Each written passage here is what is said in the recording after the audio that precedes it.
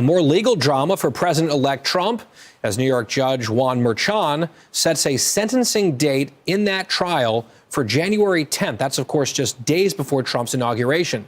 The president-elect slamming that judge, who donated to Joe Biden, by the way, along with Democrats. This was in an interview with Fox Digital. Trump said, quote, "This is a political witch hunt by Biden and the DOJ.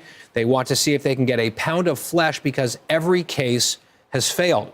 Fox News contributor and George Washington University law professor Jonathan Turley joins us this morning. Good to see you, Professor. You and I talked about this case on the radio yesterday. I understand Trump's upset about it. I think he's broadly angry that this case was brought in the first place. But in terms of this specific outcome from the judge and this sentencing that's coming, you don't necessarily think this is totally bad news from Trump's perspective. Why?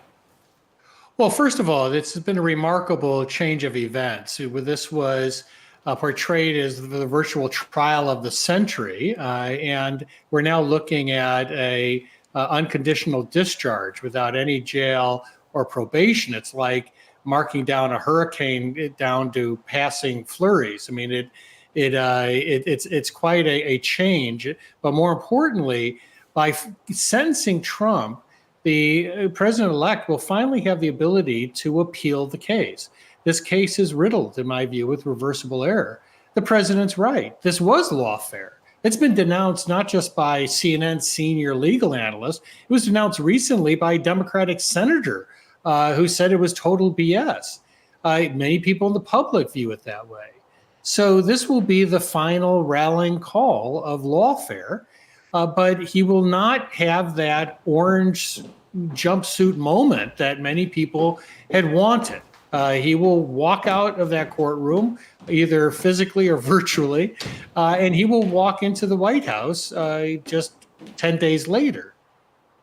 So, Professor, legal analysts seem confident that the judge has indicated here that there's not going to be any punishment attached to this sentence when this proceeding happens days from now. Why are people feeling that way? What is that clue or that indicator from the judge?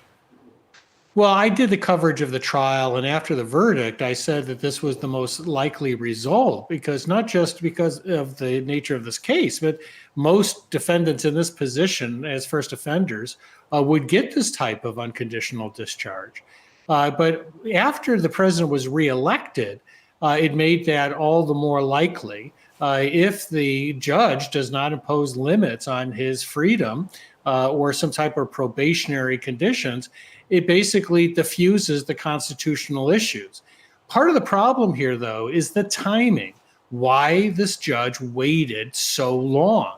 There's a suggestion in the order that if the president appeals and the sentencing is delayed, that Merchan may just leave this in abeyance to suspend it for 4 years. That would be a perfectly horrific result. It would allow this trial judge in New York to hold a leash on the American president for 4 years. It would allow the media to continually portray him as a convicted person who's awaiting sentencing. But there is that chance that if Trump appeals and it's delayed too much, Merchan may carry out that implied threat. Yeah, so the lack of that occurring, right, and some finality coming to this on January 10th could then allow Trump to go, get sworn in, go about his business as president of the United States, and then his team elsewhere can fight on that appeals front that you were talking about. I know you've been very vocal that you think that there's ample grounds for appeal on reversible error, so we'll be following all of that in the days to come. Jonathan Turley, thank you so much. I'm Steve Doocy. I'm Brian Kilmeade. And I'm Ainsley Earhart. And click here to subscribe to the Fox News YouTube page to catch our hottest interviews and most compelling analysis.